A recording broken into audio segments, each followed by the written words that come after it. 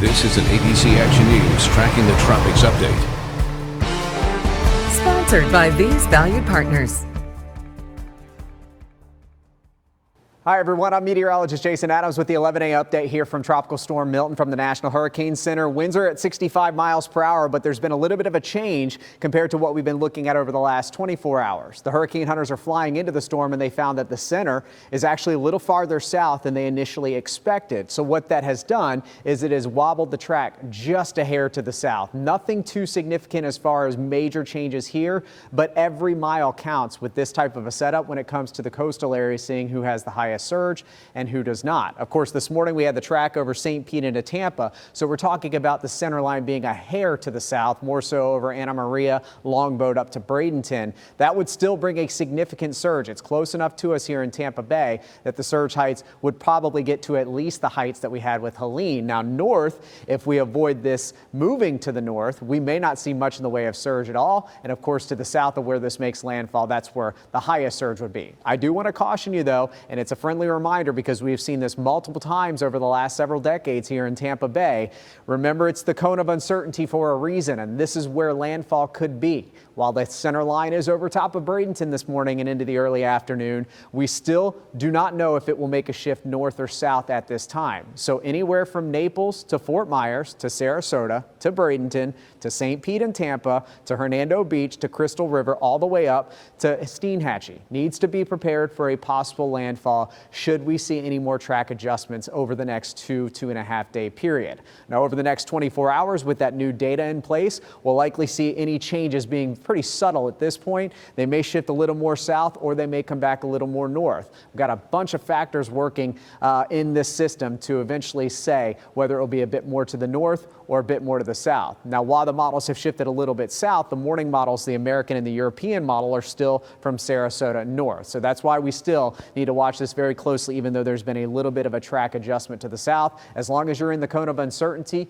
you are a probable landfall for that center. So we don't want anybody to be caught off guard if that track does shift back to the north once again. So there's where it's currently at. Again, beginning to see a big explosion of showers and thunderstorms around that center. And that is where we're seeing the winds now at 65 miles per hour, and a track a little more to the south, actually switching over the Yucatan Peninsula to a tropical storm warning now, as they could get a little bit closer to this system. And our in-house model has been showing that over the last 24 hours, getting very close to the Yucatan Peninsula here by the time we go from Tuesday on. Then it makes that hard right turn, or hard left turn, I should say, to the northeast as it's being picked up by a trough and a cold front.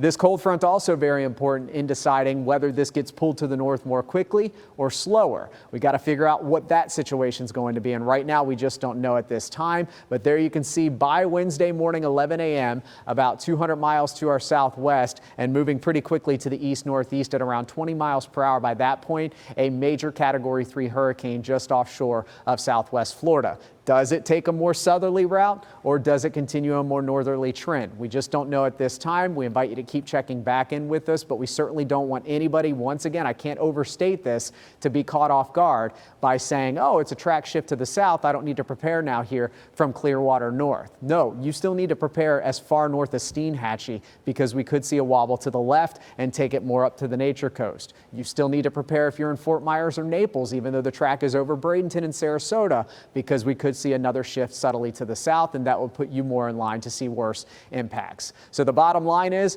we've got this tropical system that is strengthening rapidly over the next 24 hours. So we want you to be over prepared and then potentially not need to have prepared so much, rather than be underprepared and it be too late and you get yourself in a situation that may actually even be life-threatening. So prepare your evacuation plans today. Know your evacuation zones. I'm seeing online that we'll start to see some mandatory evacuations beginning at noon tomorrow for some of our barrier islands. So make sure you've got your evacuation plans, your important documents taken care of, and also if you're evacuating with pets, A, don't leave your pets, please.